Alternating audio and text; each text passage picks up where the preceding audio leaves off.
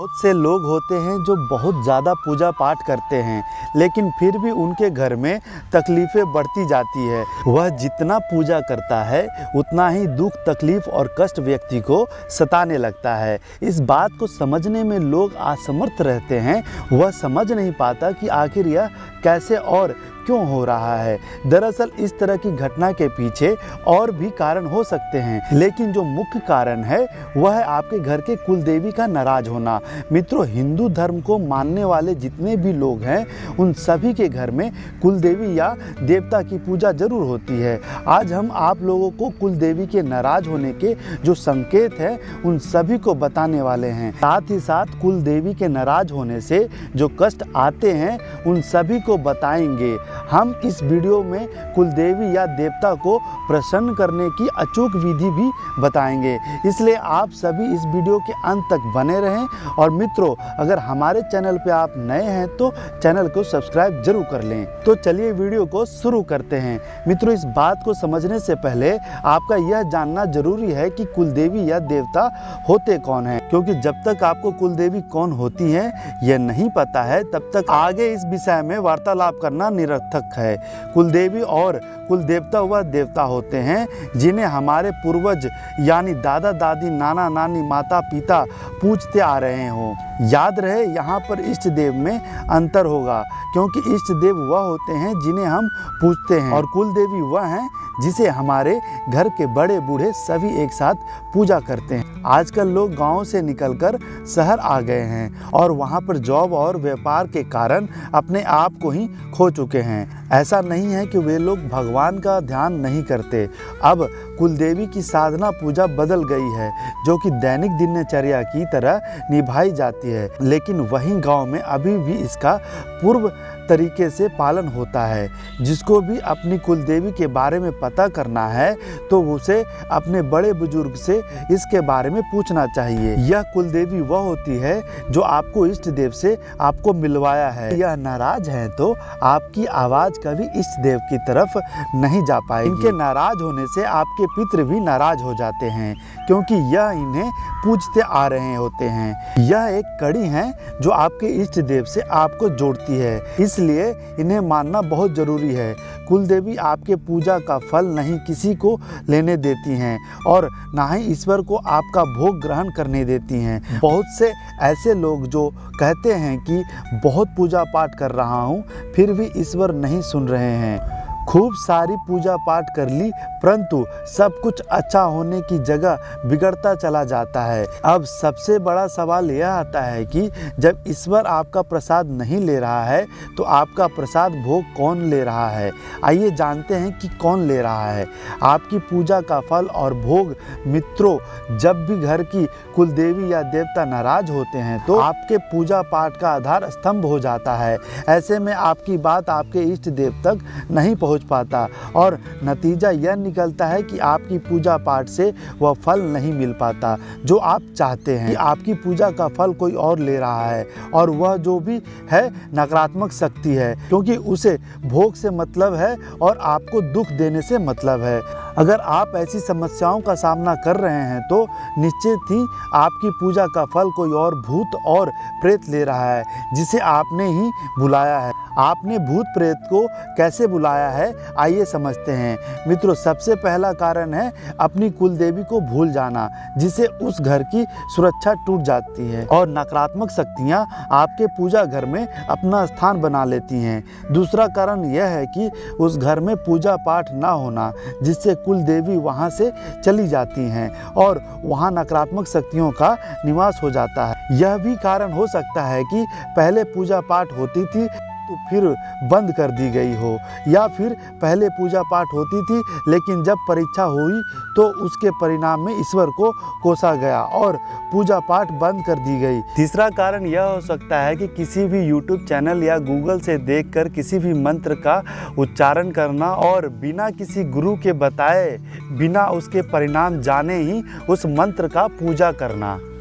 बहुत सालों से कुलदेवी का घर में पूजा पाठ न होने से जब सुरक्षा कवच टूटता है तो बहुत सारे घटनाएं घटने लगती हैं, जैसे दुर्घटना होना, नकारात्मक ऊर्जा उन्नति रोकने लगती हैं, पीढ़ियां अपेक्षित उन्नति नहीं कर पाती, संस्कारों का क्षय होने लगता है, नैतिक पतन, कलह, उपद्रव, अशांति शुरू हो जाती है।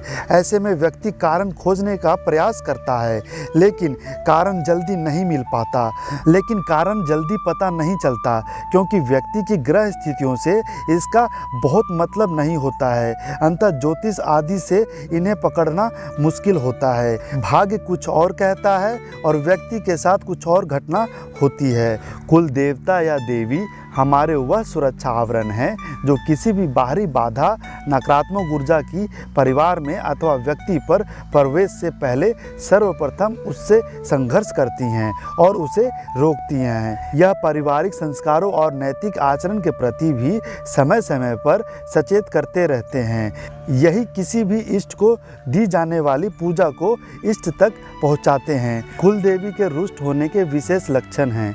मित्रों, जब भी घर की कुल देवी रुष्ट होती हैं और जब साधक पर क्रोधित होती हैं तो वे कुछ संकेत भी देती हैं। चलिए उन्हें जानते हैं। जब भी घर की कुल देवी रुष्ट होती हैं तो वंश वृद्धि में रुकावट आ जाती है। उस घर में किसी भी नई जीवन का उदय नहीं होता। कुल देवी जब भी किसी के ऊपर क्रोधित होती हैं तो उसके घर में कलह कलेश बहुत अधिक होने लगता है। आकारण ही उस घर के सभी लोग थोड़े थोड़े बात पर झगड़ने लगते हैं और फिर बाद में वो झगड़ा के कारण पछताते हैं।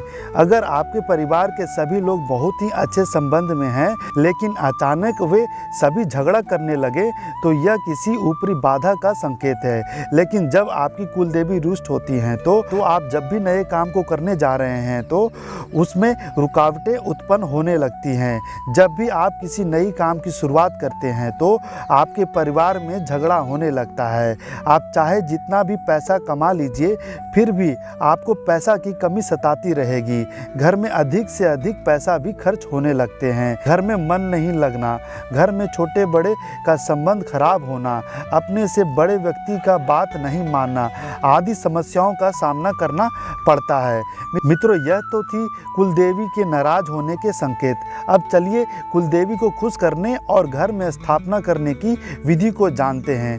मित्रों, अगर कुलदेवी खुश हैं तो पूरा जहां आपका कुलदेवी आध्यात्मिक और पारलौकिक शक्ति से कुलों की रक्षा करती हैं, जिससे नकारात्मक शक्तियां और ऊर्जावान और परिवार में सुख शांति बनी रहती है।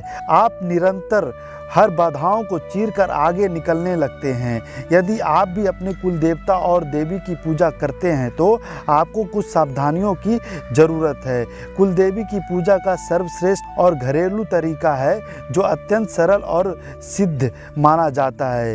हिंदू परिवारों में सभी कुलों यानी परिवारों की एक कुल देवी या कुल देवता माने गए हैं। ऐसे में खास मौके पर इनकी पूजा की जाने का विधान है। घर में संतान होने पर बच्चे को कुल देवी कुल देवता के दर्शन कराए जाते हैं। इसके अलावा जब मुंडन संस्कार कराया जाता है तब भी कुल देवी में नए सदस्य को कुल देवी माता के दरबार में हाजिरी लगानी होती है। वहीं कुछ लोग हर रोज कुल देवी या कुल देवता की पूजा करते हैं। मित्रों, आप जानते हैं कुल देवी को घर में कैसे लाना और स्थापना करना।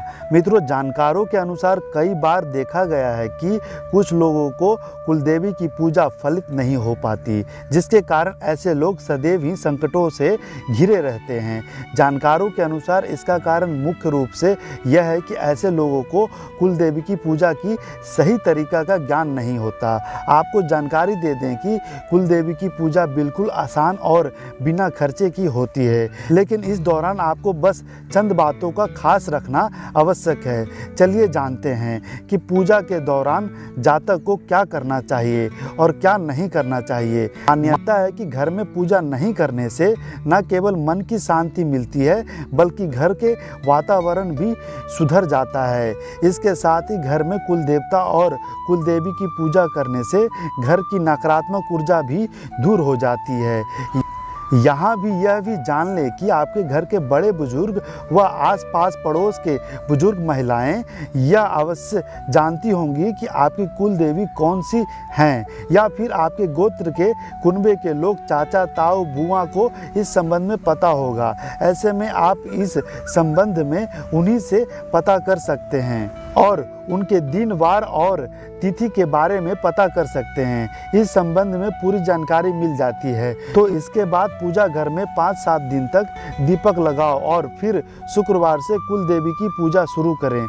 इसके बाद महीने में एक निश्चित दिन जो कुल देवी का हो, उस शाम को खीर बनाकर माता का भोग लगाएं। कुल देवी की पूजा व स्थापना के लिए किसी भी शुभ दिन साबुत सुपारी खरीदें। ध्यान रहे कि सुपारी खंडित न हो। फिर शुक्रवार की सुबह नित्य कर्म से पश्चात पूजा के स्थान पर एक सिक्का रखें और उस पर सुपारी रख दें। साथ ही इसके पास में घी का दीपक भी जलाएं।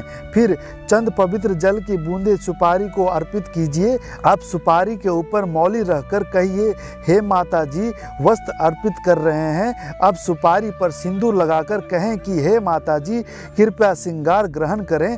इसके बाद हाथ जोड़कर कहें कि हे माता जी, कोई भूल चूक हुई हो तो अपना समझकर माफ कीजिए और हमारे घर पर स्थान ग्रहण कीजिए। साथ ही देवी माँ से कहें कि कृपया कर घर के सभी सदस्यों को आशीर्वाद दीजिए और मार्गदर्शन कीजिए और मुझे भी मार्गदर्शन देने की कृपा करें। इसके बाद सुपारी को कुलदेवी मानकर वहीं रहने दे। ध्यान रहे, मान्यता है कि मौली चढ़ते ही सुपारी गौरी गणेश का रूप ले लेती हैं, जिसके बाद से अब हर रोज शाम को उनके समक्ष घी का दीपक जलाएं। साथ ही प्रार्थना भी करें कि हे माता जी, दर्शन दीजिए। कहा जाता है कि इसके पश्चात माता प्रसन्न होकर या तो दर्शन देती हैं या कोई रास्ता दिखाती हैं। ध्यान रखें कि कुल देवी की पूजा करते समय हमेशा शुद्ध घी का ही दीपक जलाएं। साथ ही कुल देवी की पूजा महीने में एक बार जरूर कीजिए, वह भी उनकी पूजा की तिथि पर, वहीं कुल देवी से जुड़े दिन को। अगर दिन का पता ना होने पर हर महीने के शुक्ल पक्ष की अष्टमी को सूर्यास्त के बाद पूजा करें। यहाँ यह भी जान लें कि खीर का जो भी भोग बनाया है उसे केवल घर के सदस्य ही खाएं, यानी किसी बाहर वाले को इसे न दें। इसके अलावा यह भी जान लें कि इस दिन दूध का दान नहीं करना है और इसे किसी देवता को भी नहीं चढ़ाना है। माना जाता है कि यदि इस तरह आप कुलदेवी की पूजा करेंगे तो आपकी मनोकामनाएं अवश्य पूरी होंगी। जानकारों के अनुसार कुलदेवी की पूजा का यह सर्वश्रेष्ठ और घरेलू तरीका होने के साथ ही सरल और सिद्ध पूजा है। तो दोस्तों, ये वीडियो आपको कैसी लगी कमेंट करके जरूर बताएं और जाते जाते चैनल को सब्सक्राइब करते जाएं। जय श्री राम, जय हनुमान जी।